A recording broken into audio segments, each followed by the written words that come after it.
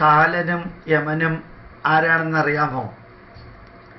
പോത്തിൻ്റെ പുറത്ത് മരണത്തിൻ്റെ സമയത്ത് മൂക്കിൽ കയറിട്ട് ഓരോ വ്യക്തിയെയും യമപുരിയിലേക്ക്, കാലപുരിയിലേക്ക് കൊണ്ടുപോകുന്ന കാലനും യമനും ആ പേര് വരാൻ കാരണം എന്താ അറിയാമോ?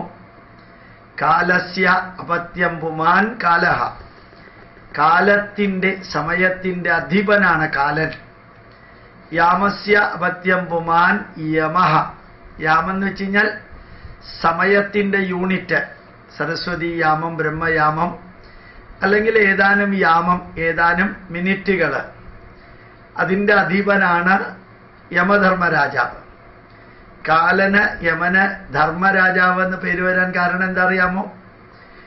അദ്ദേഹത്തിൻ്റെ മുമ്പിൽ മുകേഷ് അംബാനി ഇല്ല, അനിൽ അംബാനി ഇല്ല, പ്രധാനമന്ത്രി ഇല്ല, മുഖ്യമന്ത്രി ഇല്ല. ചെറിയ കുട്ടിയാണോ, കല്യാണ പന്തലിലാണോ, ഊണ് കഴിച്ചുകൊണ്ടിരിക്കുകയാണോ, വളരെയധികം വിദ്യാഭ്യാസമുള്ളവനാണോ, IAS-കാരനാണോ, IPS-കാരനാണോ, ശബരിമലയിൽ ഫെമിനിസ്റ്റുകളെ കയറ്റിയ ആളാണോ, തന്ത്രിയാണോ, പൂജാരിയാണോ, ദേവസ്വം മന്ത്രിയാണോ, 16 ഷട്ടർ ഒരുമിച്ച് തുറന്ന ആളാണോ, അല്ലെങ്കിൽ തന്ത്രിയുടെ ചില പ്രത്യേക ഡ്രസ്സിൻ്റെ ഭാഗങ്ങൾ നോക്കിയ മന്ത്രിയാണോ? ഇതൊന്നും യമധർമ്മരാജാവിന് പ്രത്യേകതയില്ല.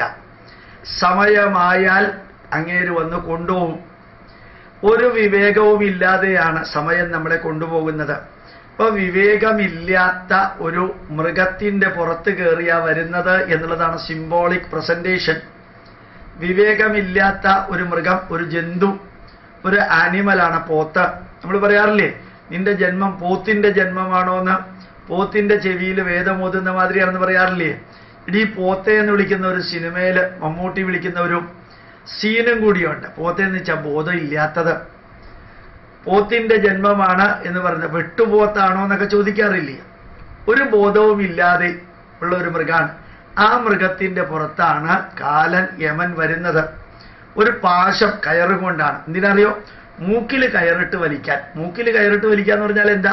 ശ്വാസം എടുത്തുകൊണ്ട് പോവുക, ശ്വാസം എടുത്തുകൊണ്ട് പോവുക. മൂക്കിലൂടെയാണ് മിക്കവാറും ആൾക്കാർ ശ്വാസം വിടുന്നത് എന്ന് വിചാരിക്കാം നമുക്ക്. അപ്പോൾ ആ യമധർമ്മരാജാവ് കാലൻ, അത് കാലമാണ്, സമയമാണ്. ഇത്ര ഭംഗിയായിട്ട് സിംബോളിക്കായിട്ടാണ് നമ്മുടെ പൂർവീകര് കാലനെയും യമനെയും വിവരിച്ചത് എന്ന് മനസ്സിലാക്കണം. ഇനി കാലന്റെയും യമന്റെയും പര്യായപദങ്ങളുണ്ട്. അത് വേറൊരു ദിവസം ഞാൻ നിങ്ങൾക്ക് വിവരിച്ചു തരാം. ഇപ്പോ കാലൻ വന്നു എന്ന് പറഞ്ഞാൽ കാലൻ കൊണ്ടുപോകാൻ വന്നു. കാലം ചെയ്തു എന്ന് പറഞ്ഞാൽ ആ കാലം നമ്മളെ ചെയ്യേണ്ടത് ചെയ്തു. കാലം എന്താ ചെയ്യേണ്ടത്? ജനിച്ച മനുഷ്യന് മരണമുണ്ട്. ആ മരണത്തിലൂടെ കാലം നമ്മളെ കൊണ്ടുപോയി. അതാണ് അതിൻ്റെ അർത്ഥം. മനസ്സിലായല്ലോ? അപ്പൊ കാലനും യമനും കാലത്തിൻ്റെയും യാമത്തിൻ്റെയും അധിപനാണ് എന്ന് മനസ്സിലാക്കാം. സമയമാകുമ്പോൾ എല്ലാവരും പോകണം. അത് എത്ര വലിയ കസേരയിലിരുന്ന് ധാർഷ്ട്യം കാണിക്കുകയും അതേപോലെ ഞാൻ വരച്ച വരയിൽ നിങ്ങളെ നിർത്തുമെന്നൊക്കെ വിചാരിച്ച് കുറേ കാര്യങ്ങളൊക്കെ ചെയ്യുന്നവരൊക്കെ ചിന്തിക്കുന്നത് വളരെ നല്ലതായില്ലേ? സമയമാകുമ്പോൾ നിനക്ക് പോകണം. Every breath is taking U towards grave yard.